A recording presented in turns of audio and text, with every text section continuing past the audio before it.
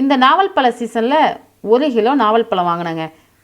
நல்லா கழுவி க்ளீன் பண்ணிவிட்டு நான் சாப்பிட்டது போக மீதம் உள்ள பழத்தை தான் இந்த ரெசிபி செய்ய போகிறேன். இது விதைகளை நீக்கிட்டு சதைகளை மட்டும் மிக்ஸி ஜாரில் சேர்த்துடலாம். சேர்த்துட்டு இது கூட ஒரு பாதி அளவு லெமன் சேர்த்தா போதும். இதுவும் விதைகளை எடுத்துகிட்டு சேர்த்துருங்க. சேர்த்துட்டு இது கூட கொஞ்சமாக ஒரு கைப்பிடி அளவு புதினா இலைகள் சேர்த்துக்கலாம். புதினா இலை சேர்க்கும்போது நல்லா ஃப்ரெஷ்ஷாக இருக்கும். இது கூட ஒரு கப் அளவு சுகர், எந்த கப்பில் சுகர் எடுத்தனோ அந்த கப்பில் 2 கப் அளவு தண்ணி சேர்த்துக்கிறேன். சேர்த்து இதை நல்லா அரைச்சி எடுத்துக்கலாம். இப்போ நல்லா அரைச்சி எடுத்தாச்சு. இதை ஒரு ஸ்ட்ரெயினர் வச்சு நல்லா ஃபில்ட்ரு பண்ணி எடுத்துக்கோங்க.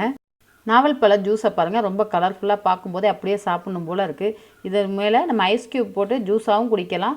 நான் குச்சி ஐஸ் தான் இப்போ செய்ய போகிறேன். குச்சி ஐஸ் செய்கிறதுக்காக குச்சி ஐஸ் மோல்டில் இப்போ நாவல் பழ ஜூஸை இந்த மாதிரி சேர்த்துக்கலாம்.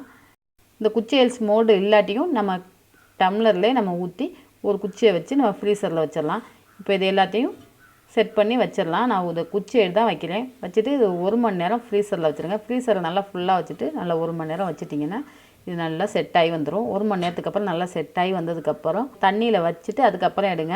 நீங்கள் சும்மா எடுத்திங்கன்னா குச்சி தனியாக வந்துடும். தண்ணியில் கொஞ்சம் நேரம் வச்சுட்டு அதுக்கப்புறம் எடுத்தால் ரொம்ப ஸ்மூத்தாக நம்ம குச்சியை சூப்பராக ரெடி ஆகி வந்துருச்சு. ரொம்ப கலர்ஃபுல்லாக பார்க்க ரொம்ப அருமையாக இருக்குல்ல. டேஸ்ட்டும் ரொம்ப சூப்பராகவே இருந்துச்சுங்க.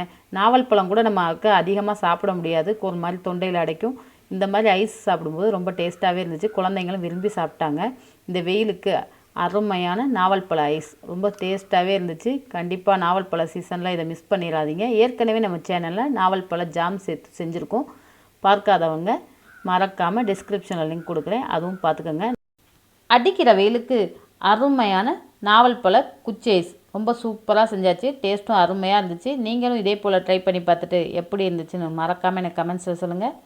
இந்த ரெசிபி உங்களுக்கு பிடிச்சிருந்துச்சுன்னா லைக் பண்ணி ஷேர் பண்ணுங்கள். இதே போல் பல ரெசிபிஸ் நம்ம சேனலில் அப்லோட் பண்ணியிருக்கோம். மறக்காமல் பார்த்துருங்க. மீண்டும் ஒரு நல்ல ரெசிபியோடு உங்களை சந்திக்கிறேன். நன்றி.